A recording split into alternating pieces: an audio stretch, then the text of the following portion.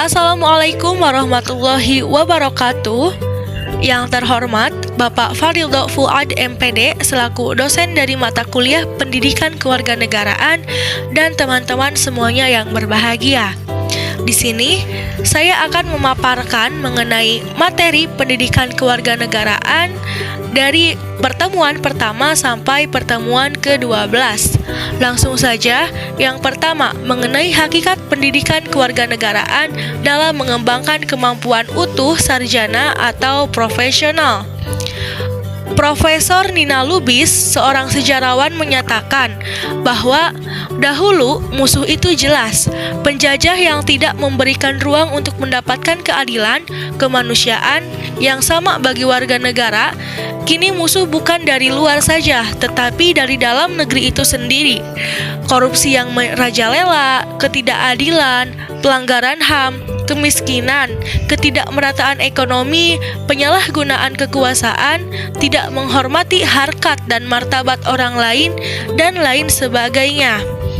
Oleh karenanya, pendidikan kewarganegaraan itu penting untuk menghadapi dinamika perubahan dalam sistem ketatanegaraan dan pemerintahan, serta tantangan kehidupan berbangsa dan bernegara. Negara ini perlu menyelenggarakan pendidikan kewarganegaraan karena setiap generasi adalah orang baru yang harus mendapatkan pengetahuan, sikap atau nilai dan keterampilan agar mampu mengembangkan warga negara yang memiliki watak atau karakter yang baik dan juga cerdas atau smart and good citizen.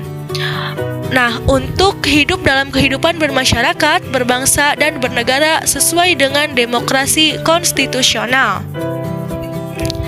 Selanjutnya, materi kedua mengenai esensi dan urgensi identitas nasional sebagai salah satu determinan pembangunan bangsa dan karakter. Seperti yang telah kita ketahui, bahwasannya negara kita memiliki identitas atau identitas nasional bangsa yang berupa bahasa Indonesia, lagu Indonesia Raya, Pancasila, Bhinneka Tunggal Ika, Sang Saka Merah Putih, Undang-Undang Dasar Negara Republik Indonesia tahun 45, kemudian ada juga konsep wawasan Nusantara dan juga ketahanan nasional. Nah, identitas ini tentunya ada unsur pembentuknya, di antaranya sejarah, suku bangsa, agama, kebudayaan, budaya unggul, dan juga bahasa. Nah, identitas nasional ini pada hakikatnya merupakan manifestasi nilai-nilai budaya yang berkembang dalam berbagai aspek kehidupan suatu bangsa dengan ciri khas sendiri, dan sehingga ciri khas tersebut menjadi pembeda dengan bangsa lain. Nah, walaupun tantangan sering merongrong pada identitas negara, terutama pada zaman globalisasi ini, tetapi sebagai warga negara yang baik, kita harus bisa ikut serta dalam menjaga sendiri apa yang menjadi identitas negara kita, yakni negara Indonesia.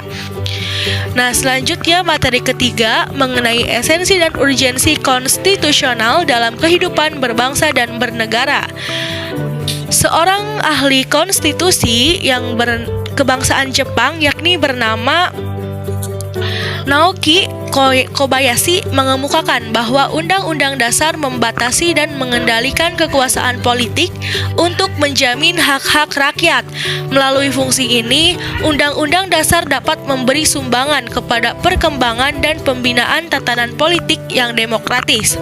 Sumber historis dari konstitusi di Indonesia, yakni landasan-landasan fakta sejarah, sumber sosiologis sendiri dilihat dari kehidupan antar manusia.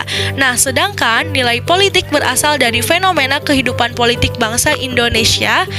Dan di sini Undang-Undang Dasar Negara Republik Indonesia tahun 1945 sebagai konstitusi negara Indonesia memiliki kedudukan sebagai hukum tertinggi dan hukum dasar negara.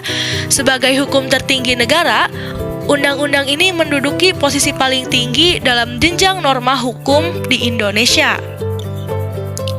Selanjutnya materi keempat mengenai sumber historis, sosiologis, dan politik tentang konstitusi dalam kehidupan berbangsa dan bernegara di Indonesia.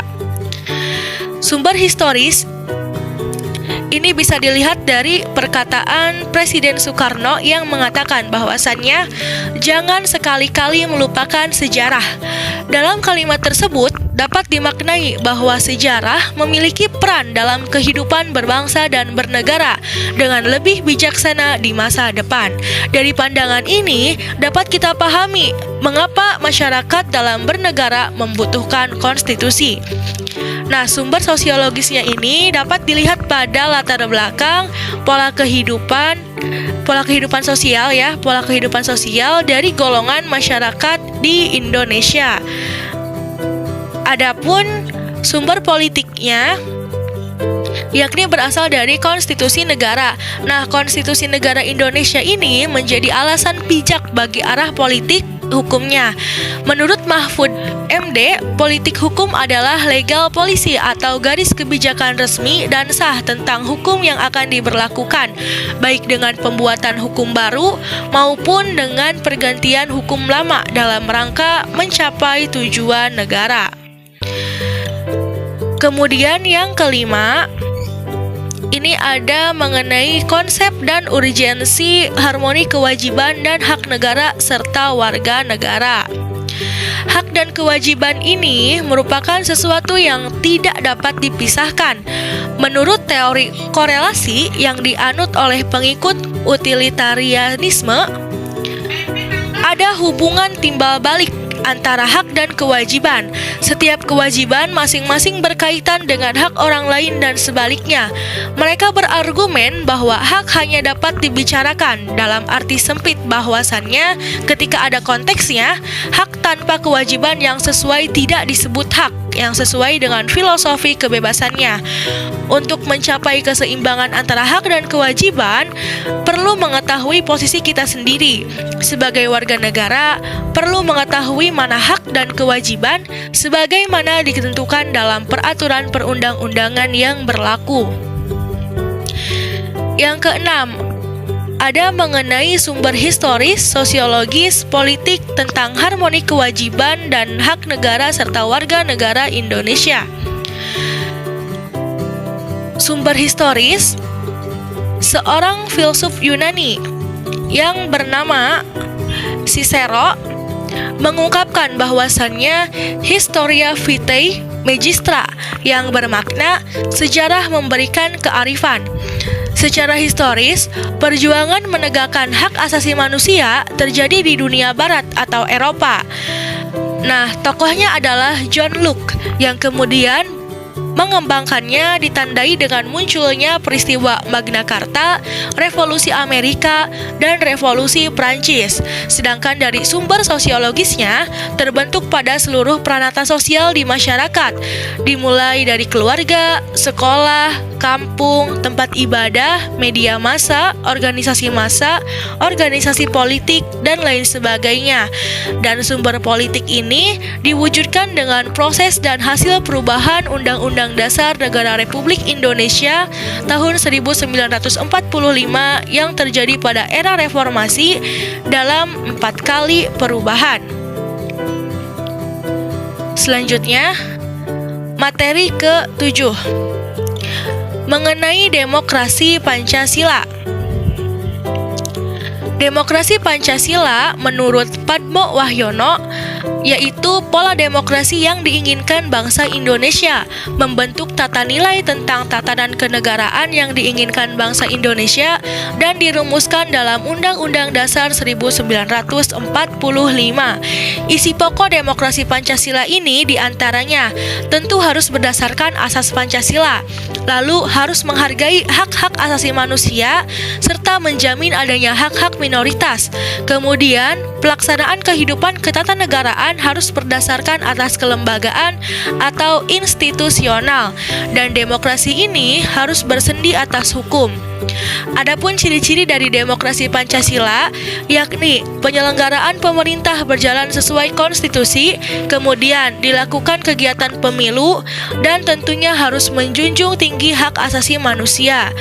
Lalu, prinsip-prinsip dari demokrasi Pancasila di antaranya perlindungan terhadap hak asasi manusia, pengambilan keputusan berdasarkan musyawarah, peradilan yang merdeka, adanya partai politik dan organisasi politik, serta adanya pelaksanaan pemilihan umum.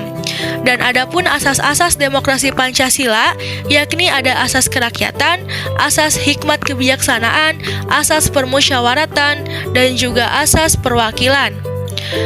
Lalu yang kedelapan, ada materi mengenai implementasi demokrasi di beberapa negara di dunia.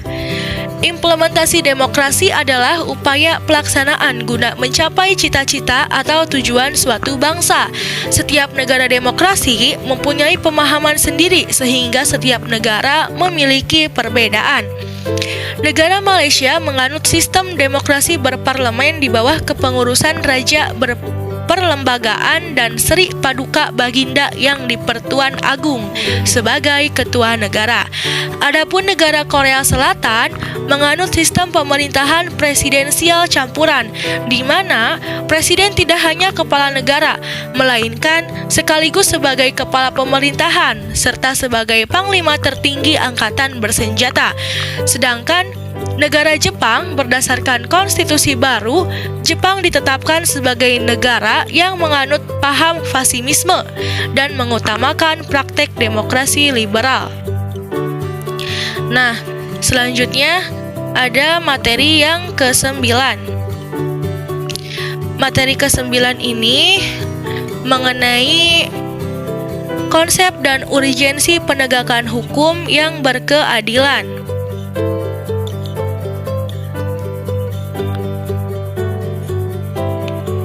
Seorang pakar ahli filsafat Jerman yang bernama Gustav Redberg menyatakan bahwa agar kita bisa menegakkan hukum harus meliputi 3 unsur yang selalu menjadi pacuan atau selalu diperhatikan. Nah, apa saja sih? Yang pertama itu ada keadilan, kemanfaatan, kepastian hukum. Nah, itu ya 3 tadi, ada keadilan, kemanfaatan, dan kepastian hukum. Para aparat penegakan hukum hingga saat menjalankan tugasnya perlu adanya pertimbangan dan kesepakatan tentang proses penegakan hukum. Sebab untuk pengambilan keputusan itu harus memiliki manfaat bagi masyarakat. Saat ingin menegakkan hukum, aparat hukum harus menuntun setiap masyarakat ke dalam hukum material dan formal. Selain itu, tujuan negara harus memiliki makna yang lebih luas agar setiap masyarakat ikut merasa terjamin kesejahteraannya selain hanya keamanannya saja. Materi ke-10 yakni mengenai konsep dan urgensi wawasan Nusantara. Menurut Wan Usman, wawasan Nusantara adalah cara pandang bangsa Indonesia mengenai diri dan tanah airnya sebagai negara kepulauan dengan semua aspek kehidupan yang beragam. Wawasan Nusantara merupakan perwujudan dari sila ketiga Pancasila, yakni Persatuan Indonesia. Wawasan Nusantara ini sangat penting, berfungsi sebagai panduan dan pedoman dasar bagi penyelenggaraan nasional, bagi kehidupan yang memberikan motivasi dorongan untuk mencapai tujuan nasional, sehingga bisa mewujudkan cita-cita nasional, juga melandasi perjuangan bangsa Indonesia untuk bersatu dalam mencapai tujuan nasional secara utuh, menyeluruh, dan juga terpadu. Lalu selanjutnya, materi ke-11 mengenai konsep dan urgensi ketahanan nasional dan bela negara. Pasal 27 ayat 3 Undang-Undang Negara Republik Indonesia tahun 1945 menyatakan, setiap warga negara berhak dan wajib ikut serta dalam upaya pembelaan negara. Artinya, secara konstitusional, bela negara mengikat seluruh bangsa Indonesia sebagai hak dan kewajiban setiap negara. Adapun nilai-nilai dasar bela negara, yakni pertama, cinta tanah air, kedua, sadar berbangsa dan bernegara dan memiliki rasa cinta tanah air atau rasa nasionalisme yang tinggi. Ketiga, setia kepada Pancasila. Yang keempat, rela berkorban untuk bangsa dan negara, perjuangan bangsa Indonesia. Nah, untuk landasan mengenai bela negara sendiri telah disinggung pada sebelumnya ya, bahwasanya landasan umum ini tertera pada Undang-Undang Negara Republik Indonesia tahun 1945 pasal 27 ayat 3. Nah, selain itu Indonesia punya juga ketahanan nasional. Adapun falsafah dari ketahanan nasional ini, yang pertama, ada pada alinea pertama Undang-Undang Dasar Negara Republik Indonesia tahun 1945 yang di sini memiliki makna kemerdekaan adalah hak asasi manusia. Kemudian di alinea kedua bermakna adanya masa depan yang harus diraih atau cita-cita. Di alinea ketiga ini bermakna bila negara ingin mencapai cita-cita, maka kehidupan berbangsa dan bernegara harus mendapat ridho Allah yang merupakan dorongan spiritual. Dan di alinea keempat ini bermakna bahwasannya negara harus menjunjung dan melindungi serta memenuhi hak dan kewajiban segenap bangsa sesuai dengan nilai-nilai Pancasila. Nah, kemudian ini yang terakhir, materi ke-12. Materi ke-12 ya, ini membahas mengenai mengetahui kelebihan bangsa Indonesia yang sesuai dengan wawasan Nusantara untuk mewujudkan ketahanan nasional. Sebagai geopolitik, Indonesia memiliki wawasan Nusantara, dan wawasan Nusantara ini memawas negara Indonesia dari beberapa sudut pandang, yaitu pertama, negara sebagai wilayah, kedua, negara dalam pengertian rakyat yang hidup dalam wilayah itu, ketiga, negara sebagai kehidupan masyarakat, yang keempat, negara sebagai suatu penyelenggaraan rumah tangga, yang kelima, negara sebagai penjamin kelangsungan hidup dirinya. Dan ini tentunya berkaitan dengan ketahanan nasional sebagai konsepsi ya, bahwasannya ketahanan nasional ini merupakan landasan konsepsional strategis yang sekaligus merupakan pisau analisis untuk memecahkan berbagai permasalahan strategis bangsa. Tentunya melalui pendekatan 8 aspek kehidupan nasional atau Astagatra yang terdiri dari 3 aspek alamiah, yakni Trigatra yang bersifat statis, dan kelima aspek kehidupan yakni Pancagatra yang bersifat dinamis. Oke, mungkin cukup sekian yang bisa saya sampaikan. Kurang lebihnya mohon maaf. Wassalamualaikum warahmatullahi wabarakatuh.